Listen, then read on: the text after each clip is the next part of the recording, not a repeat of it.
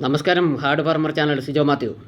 താങ്കൾ കേരളത്തിൽ നടന്ന ഒരു നമ്മുടെ ഷൈനി ചേച്ചിയുടെയും കുഞ്ഞുങ്ങളുടെയും ആ ഒരു മരണത്തെ തുടർന്നുള്ള കാര്യങ്ങളിൽ കൃത്യമായി ഇടപെടുകയും അതിന് നിയമപരമായി ശിക്ഷിക്കണം, അല്ലെങ്കിൽ അതിന് ഉൾപ്പെട്ട എല്ലാവരെയും ശിക്ഷിക്കണമെന്ന് പറഞ്ഞ് വളരെയധികം ശക്തമായി വാദിക്കുകയും ചെയ്ത താങ്കളെ ഞാൻ അഭിനന്ദിക്കുന്നു.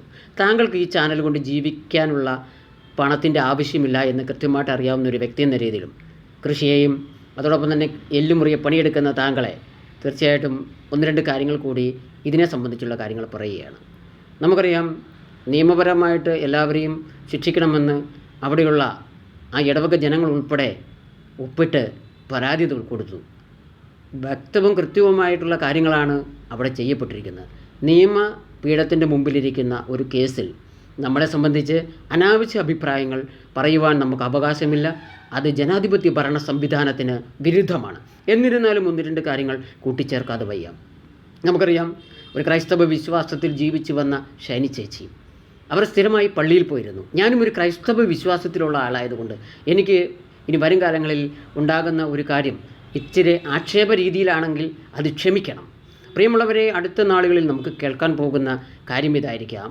പ്രിയമുള്ള കുഞ്ഞുങ്ങളെ, നിങ്ങൾ ഒരിക്കലും എന്തെല്ലാം പ്രതിസന്ധികളുണ്ടായാലും നിങ്ങൾ ആത്മഹത്യ എന്ന് പറയുന്നത് കൊടിയ പാപമാണ്, സ്വർഗത്തിനെതിരായിട്ടുള്ള പാപമാണ്. ആയതെല്ലാം നമ്മൾ വളരെയധികം ശ്രദ്ധിക്കണം. ഒരാളുടെ ജീവൻ നഷ്ടപ്പെടുത്തുവാനുള്ള പ്രവണത ഉണ്ടാകുന്നത് അത് തെറ്റായ രീതിയാണ്. എന്തുണ്ടെങ്കിലും നമ്മൾ അഭയം പ്രാപിക്കേണ്ടത് നമ്മുടെ ദൈവാലയത്തിൽ വന്ന് ശാന്തമായിരുന്ന് പ്രാർത്ഥിക്കുക. എന്തിനും പരിഹാരമുണ്ട്, ആത്മഹത്യ ഒന്നിനും ഒരു പരിഹാരമല്ല. അതുമാത്രമല്ല, ദൈവത്തിനു മുമ്പിൽ ഏറ്റവും വലിയ തെറ്റാണ്. നിങ്ങൾ യൂദാസിനെ പോലെയായി തീരരുത്. പ്രിയമുള്ളവരെ, അതുകൊണ്ട് വചനമനുസരിച്ച് ജീവിക്കുക. ഇപ്രകാരമുള്ള ഈ പ്രസംഗത്തിൻ്റെ മധ്യേ ഒരുപക്ഷെ ഇന്ന് ഷൈനി ചേച്ചി ചെയ്തത് വലിയ പാപമായി ആളുകളിലോട്ട് കുത്തി നിറയ്ക്കുന്ന രീതി ഉണ്ടാകാം. ഇവിടെ എനിക്ക് തിരുത്തി പറയുവാനൊരു കാര്യമുണ്ട്. അതിതാണ്, ഞാൻ ഈ പറയുന്ന യൂദാസിൻ്റെ കാര്യം എല്ലാവരും പറയുമ്പോൾ, യൂദാസ് ആത്മഹത്യ ചെയ്യുന്നതിനുള്ള സാഹചര്യത്തിന് മുമ്പ് ക്രിസ്തുവിൻ്റെ കൂടെ നടന്ന അദ്ദേഹത്തിന് ക്രിസ്തു ഉയർപ്പിക്കപ്പെടുമെന്നുള്ള ചിന്തകൾ പോലും മനസ്സിൽ നിന്ന് പോയി ചെയ്ത കുറ്റബോധത്തിൽ അവൻ എവിടെയാണ് ചെന്നത്? അവൻ പ്രധാന പുരോഹിതന്മാരുടെ ഒപ്പമൊക്കെ കഴിഞ്ഞതുകൊണ്ടാണ് അവനെ അവർ വലവീശി പിടിച്ചത്. അതിനുശേഷം ചെയ്ത തെറ്റായിപ്പോയി എന്ന് പറഞ്ഞാൽ പശ്ചാത്തപിച്ച് അവൻ ചെന്നത് പ്രധാന പുരോഹിതൻ്റെ അടുത്താന്ന് വ്യക്തമായിട്ട് വചനം പറയുന്നുണ്ട്. ആ പുരോഹിതൻ എന്തു ചെയ്തു? നിരാകരിച്ചു. നിൻ്റെ കാര്യത്തിൽ ഞങ്ങൾക്ക് എന്ത് കാര്യം? ഇതാണ് സുഹൃത്തുക്കളെ അവിടെ യൂദാസിനെ ആത്മഹത്യ ചെയ്യാൻ പ്രേരിപ്പിച്ചത്. പ്രധാന പുരോഹിതൻ്റെ അടുത്ത് ചെന്നിട്ട് അവന് കിട്ടേണ്ടതുള്ള ആശ്വാസം പോലും കിട്ടാതെ അവൻ കെട്ടിത്തൂങ്ങിച്ചെത്തു. ഇവിടെ ഞാനിത് പറയാൻ കാരണമെന്ന് വെച്ചാൽ, നമ്മുടെ ഈ ചേച്ചിയും ഒരുപക്ഷെ പല നേതൃത്വത്തിൻ്റെ അടുത്തും ചെന്നിട്ടുണ്ടാകാം. അവിടെ നിരാകരിച്ചെങ്കിൽ നിങ്ങൾ ഈ പറയുന്ന, അല്ലെങ്കിൽ ഞാനും നിങ്ങളുമൊക്കെ വിശ്വസിക്കുന്ന ബൈബിളിൽ പറയുന്ന ആ ദൈവവചനത്തിന് ശക്തിയുണ്ടെങ്കിൽ, തീർച്ചയായിട്ടും നരകമെന്ന് പറയുന്ന ഒരു കാര്യമുണ്ടെങ്കിൽ, ഞാനും നിങ്ങളും പുരോഹിതനും എന്നല്ല എല്ലാവരും ആ തീച്ചുളയിൽ കടക്കേണ്ടി വരും. അതും കൂടെ പറയേണ്ടി വരും ഈ പ്രസംഗം മധ്യേ. അടുത്ത രണ്ടാമത്തെ ഒരു കാര്യം, ശതാധിപൻ്റെ മുമ്പിൽ വെച്ച് ക്രിസ്തുവിനെ അടിക്കുന്ന ഭൃത്യനോട് ക്രിസ്തു ചോദിക്കുന്നുണ്ട്, നീ എന്തിനാണ് എന്നെ അടിച്ചത്? അകാരണമായി എന്തിനാണ് എന്നെ അടിച്ചത്? നമുക്ക് പ്രസക്തമായിട്ടുള്ളൊരു ചോദ്യമാണ്. വചനത്തിൽ നമ്മളത് ചിന്തിക്കണം.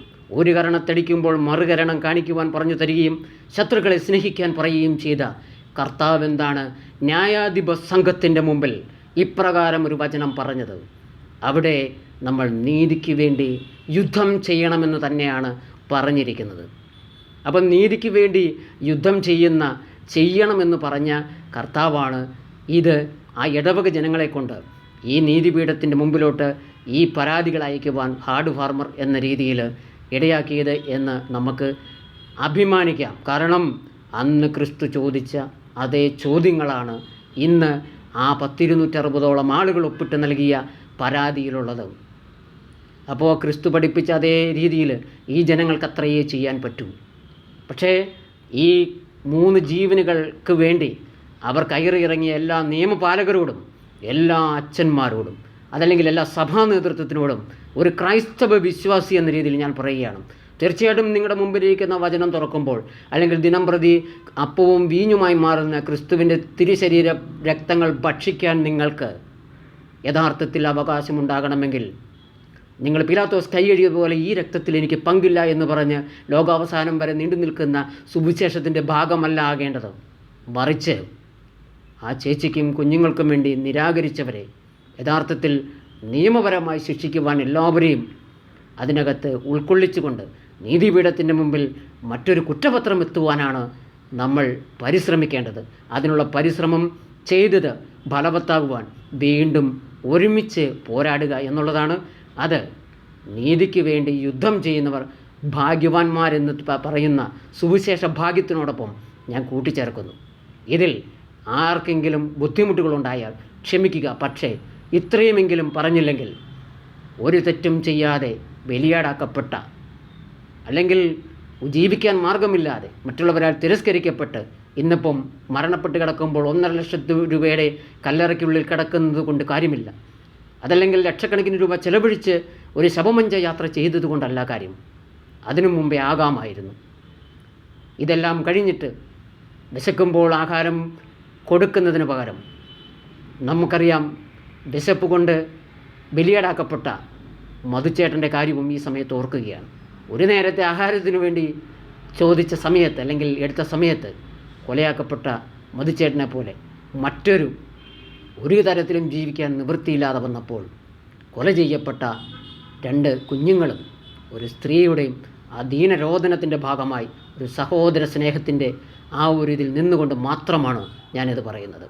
നീതിപീഠമെങ്കിലും തീർച്ചയായിട്ടും ഒരു റീതിങ്ക് വന്ന്, ആ ഒരു പുനർചിന്ത വന്ന് നീതിപീഠമെങ്കിലും ഈ കുറ്റപത്രം വീണ്ടും ഒരു നല്ല കുറ്റപത്രമായിട്ട് മാറുവാൻ, ഇതിൽ ഉൾപ്പെട്ടിട്ടുള്ള എല്ലാവരെയും പ്രതിവർഗത്തിൽ ചേർക്കുവാൻ ഇടയാകട്ടെ എന്ന് മാത്രം ആഗ്രഹിക്കുന്നു.